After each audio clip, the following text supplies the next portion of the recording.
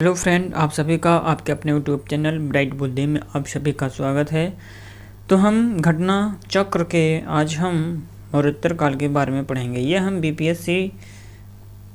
BPSC घटना चक्र अर्थात पूर्वावलोकन बुक की हम यहाँ पे एनालिसिस कर रहे हैं। इससे पहले कि 3 क्लास कंप्लीट हो चुका है। अगर आप नहीं देखे हैं तो प्लेलिस्ट में जा कर के देख सकते हैं। ये टीआरई 4.0 के लिए बहुत ही इम्पोर्टेंट सवाल है और यहाँ पर ये देखा जाए ये 1 से 5 तक के स्टूडेंट के लिए है नहीं, क्योंकि 1 से 5 वाले बच्चों के लिए जो तैयारी कर रहे हैं उनमें केवल आईएनएम पूछा जाएगा, आईएनएम ही पूछा जाएगा। तो आप उसकी तैयारी कर सकते हैं। ये 6 से 8 और इससे एबव के लोग यहाँ पर इसे देख सकते हैं। तो आप 1 से 5 वाले अगर नॉलेज चाहिए तो आप देख सकते हैं, बट ज़्यादा उनके लिए इम्पोर्टेंट है नहीं। जब हम आधुनिक इतिहास पढ़ाएंगे, आधुनिक भारत का इतिहास, तब आप यहाँ से उसके क्वेश्चन को देख सकते हैं। तो चलिए शुरू करते हैं मौर्योत्तर काल के बारे में। तो आज का पहला क्वेश्चन होगा कि ताम्रपत्र लेख दर्शाते हैं कि प्राचीन काल में बिहार के राजाओं का संपर्क था। ताम्रपत्र लेख दर्शाते हैं कि प्राचीन काल में बिहार के राजाओं का संपर्क था। तो ये जावा सुमात्रा से संपर्क था। ताम्रपत्र लेख हमको यही दर्शाता है कि इनका जावा सुमात्रा से संपर्क था।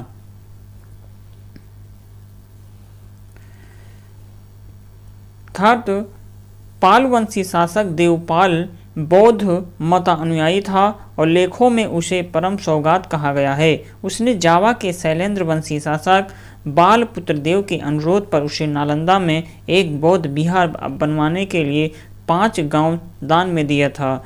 सुवर्ण भूमि का वह राजा कौन था जिसने नालंदा में एक बौद्ध विहार की स्थापना की तथा उसके रखरखाव हेतु अपने दूत द्वारा देवपाल से 5 गांव दान में देने के लिए प्रार्थना की?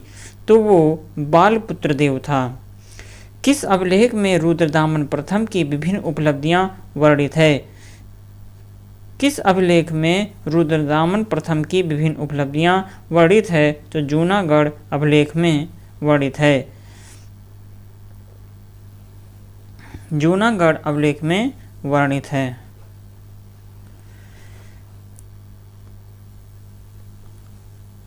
तो पहला इसमें सही है। गुजरात के जूनागढ़ से रुद्रदामन का एक अभिलेख प्राप्त हुआ। यह जिस शिला पर उत्कीर्ण है उस पर अशोक के 14 प्रज्ञानों की एक प्रति तथा स्कंदगुप्त के 2 लेख भी खुदे हुए हैं। यह विशुद्ध संस्कृत भाषा तथा ब्राह्मी लिपि में लिखा गया है। इसमें रुद्रदामन की विभिन्न उपलब्धियों पर सुंदर प्रकाश डाला गया है।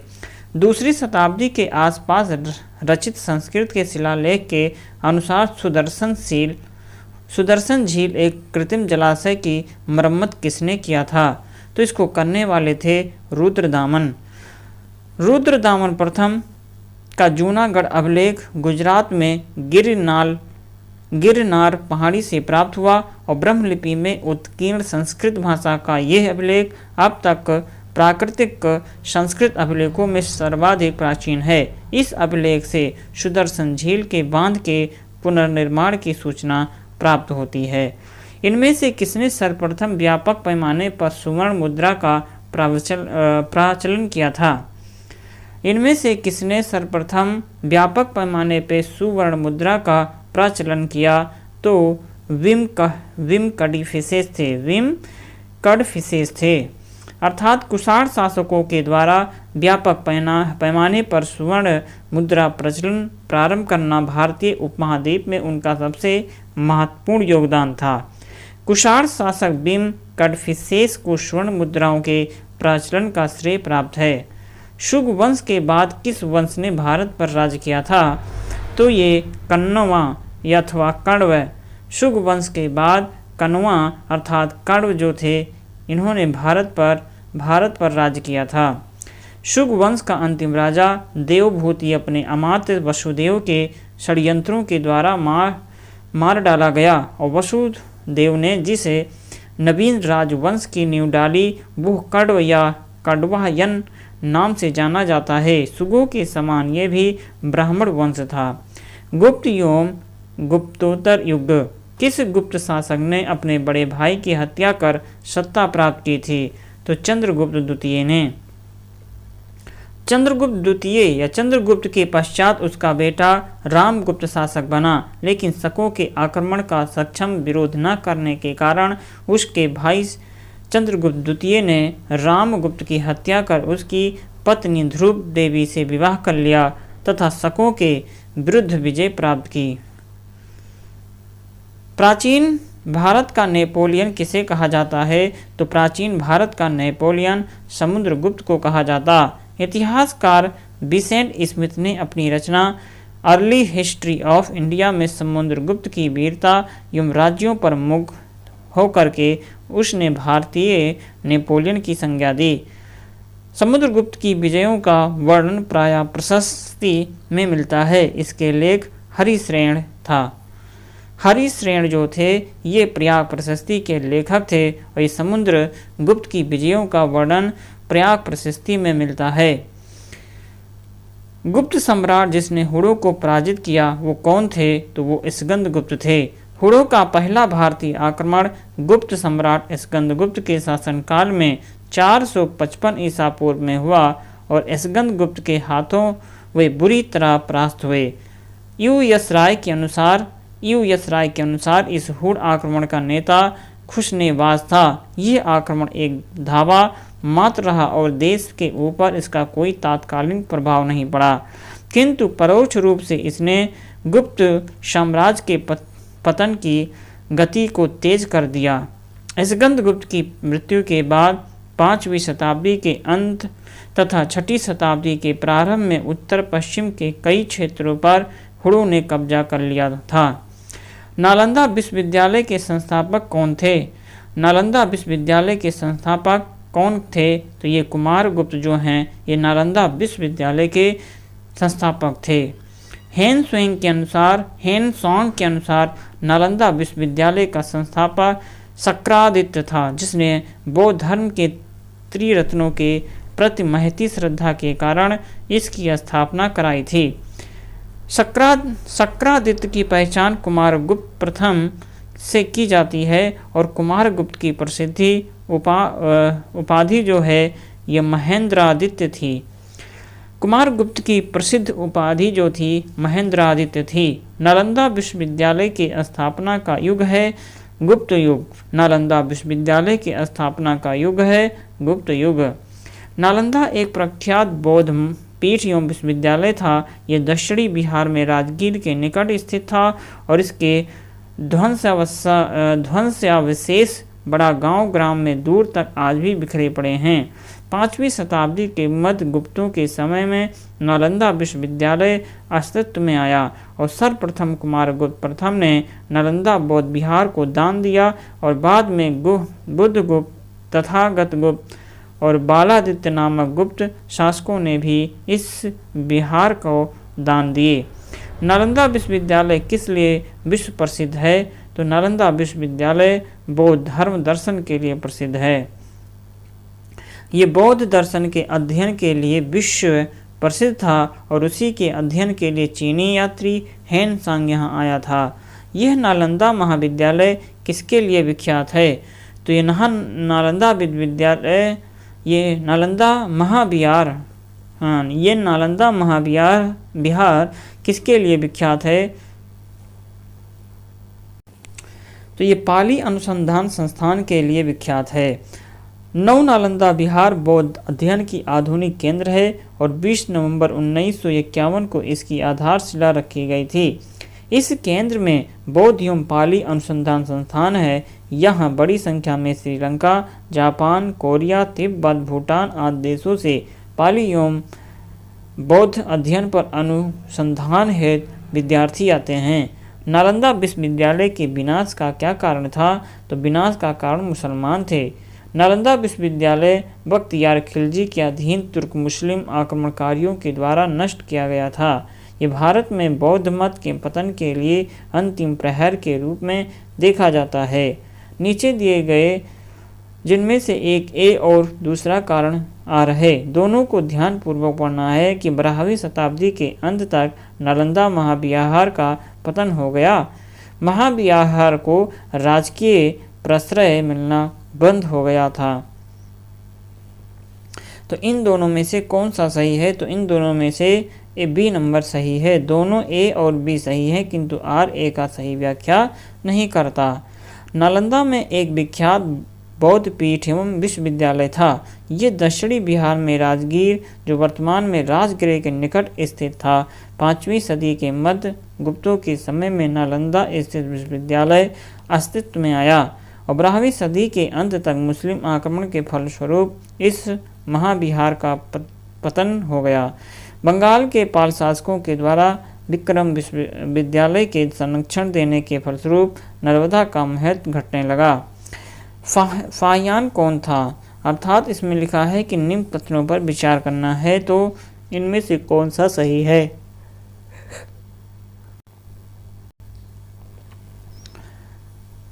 फाहियान एक चीनी तीर्थयात्री था जो हर्ष के शासनकाल के दौरान भारत आया था। यह हेनसोंग एक चीनी बौद्ध भिक्षु था जिसने चंद्रगुप्त द्वितीय के शासनकाल के दौरान भारत का दौरा किया था। उपरोक्त में से कौन सा सही है? अर्थात इसमें डी सही है, उपरोक्त में से कोई नहीं। फाहियान एक चीनी यात्री था और उसने चंद्रगुप्त द्वितीय के शासनकाल के दौरान भारत का दौरा किया था। वहाँ के लोगों के जीवन का विस्तृत विवरण लिखा। उसने अपने विवरण में राजा के नाम का उल्लेख नहीं किया। चीनी यात्रा हेनसांग ने सम्राट हर्ष के शासनकाल के दौरान भारत का दौरा किया था। उन्होंने हर्ष के द्वारा नालंदा में निर्मित कई मंजिलों वाले मठ की महिमा का वर्णन किया गया है। उन्होंने अपने विवरण में उल्लेख किया कि हर्ष के काल में शूद्र की कृषि करते हैं। उन्होंने अपने वित्तीय वृत्तांत में प्रयागराज में आयोजित सम्मेलन का भी उल्लेख किया है। इस 7वीं शताब्दी के चीनी बौद्ध तीर्थयात्री और अनुवादक जिन्होंने 7वीं शताब्दी के दौरान भारत आए और 60 चीनी तीर्थयात्रियों के जीवन को लिखा। प्रसिद्ध चीनी यात्री फाहियान ने किसके शासनकाल में यात्रा की थी? तो ये है चंद्रगुप्त द्वितीय के शासनकाल में। चीनी यात्री शुंग युन ने भारत की यात्रा की थी, अर्थात इनमें से कोई नहीं। चीनी यात्री शुंग युन ने 518 से 521 तक के भारत की यात्रा की। इसने अपनी 3 वर्षों की यात्रा में बौद्ध धर्म की प्रतियां एकत्रित की थी।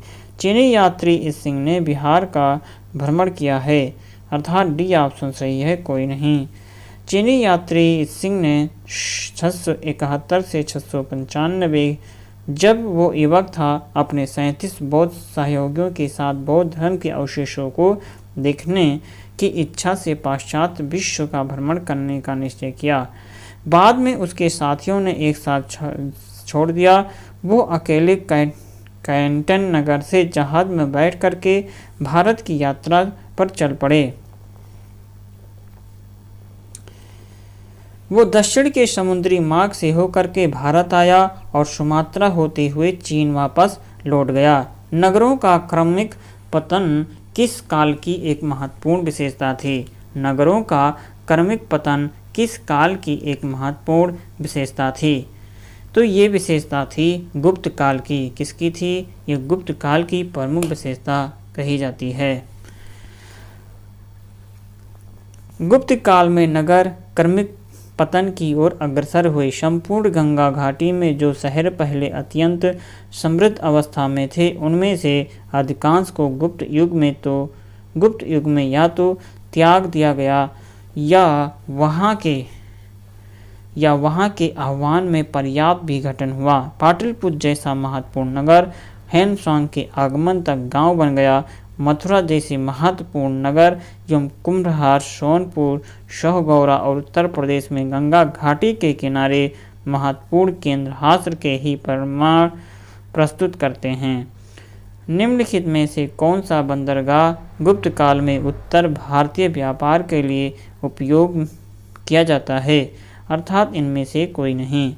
गुप्त काल में बंगाल में ताम्रलिपित एक प्रमुख बंदरगाह था, जहां से उत्तर भारत के साथ दक्षिण पूर्व एशिया, चीन, लंका और जावा, सुमात्रा आदि देशों के साथ व्यापार होता था। और पश्चिमी भारत का प्रमुख बंदरगाह जो भृगुच या भड़ोच था, जहां से पश्चिमी देशों के साथ समुद्री व्यापार होता था।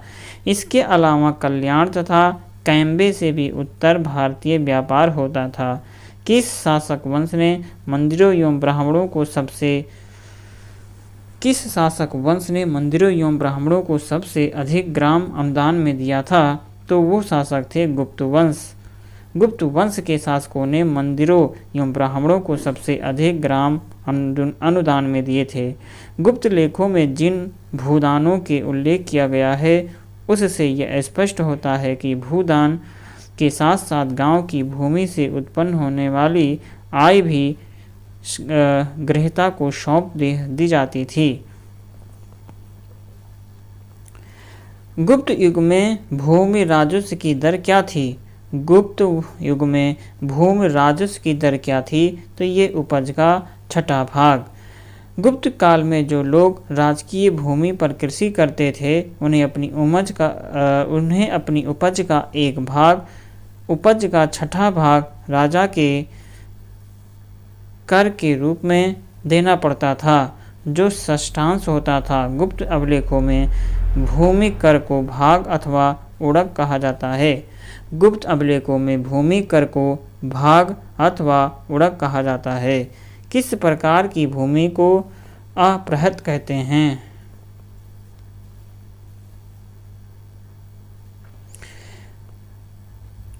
गुप्त अभिलेखों में भूमि कर को भाग अथवा उड़क कहा जाता है।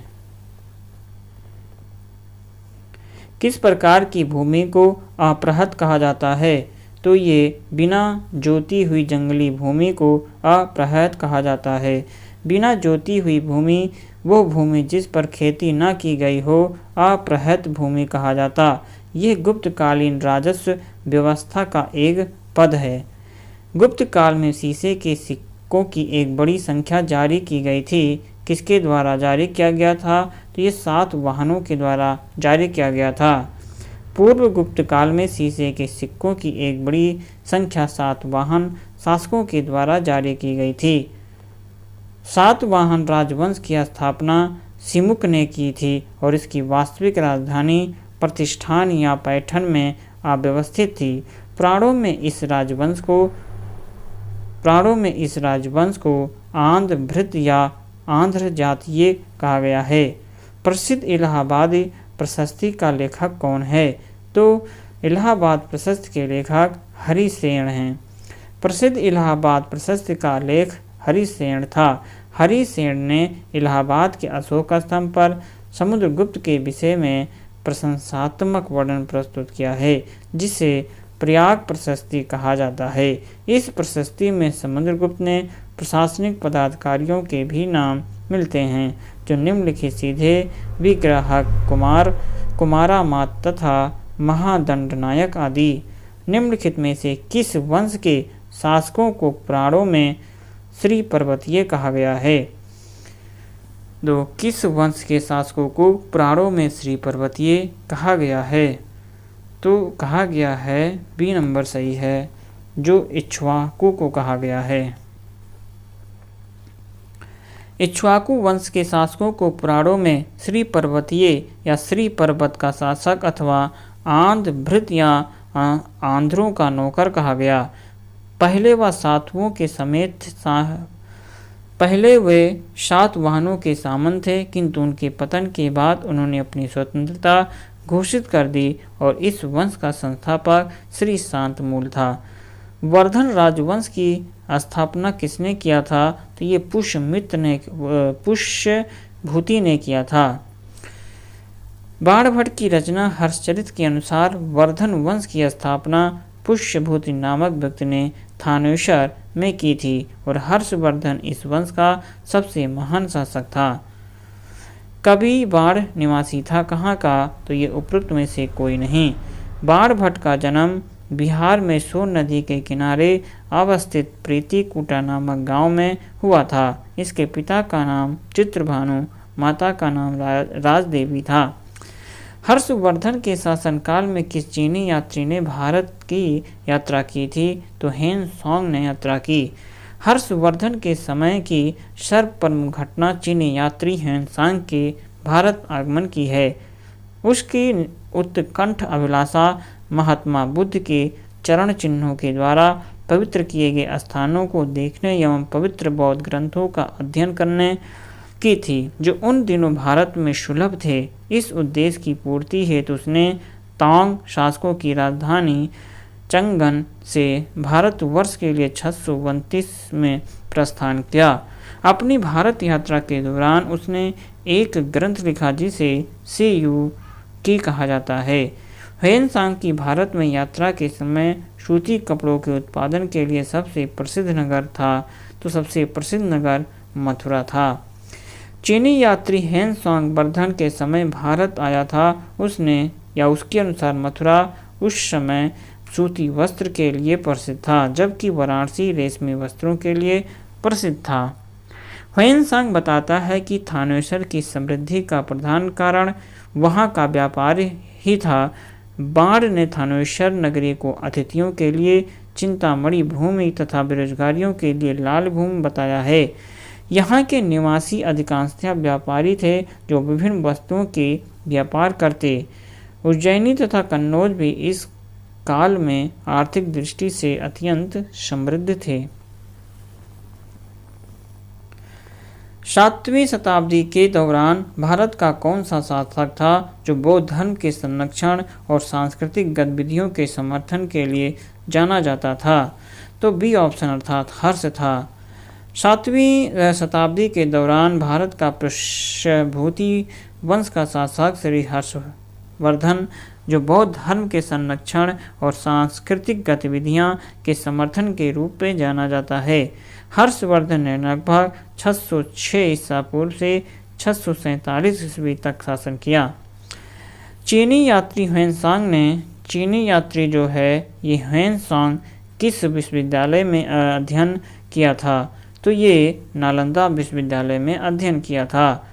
637 में हेन सांग नालंदा विश्वविद्यालय गया और इस समय यहाँ के कुलाधिपति आचार्य शीलभद्र ने थे और लगभग 150 वर्ष तक नालंदा में निवास कर उसने योग शास्त्र का अध्ययन किया। इसके बाद वो बंगाल, उड़ीसा, धानकटक होता हुआ कांची पहुँचा। अपनी यात्रा के दूसरे दौरान में हेन सांग पुनः नालंदा आया और उसने ये व्याख्या दिए। गुप्त वाकाटक युग में तार्किक लिखा। गुप्त वाकाटक युग में तार्किक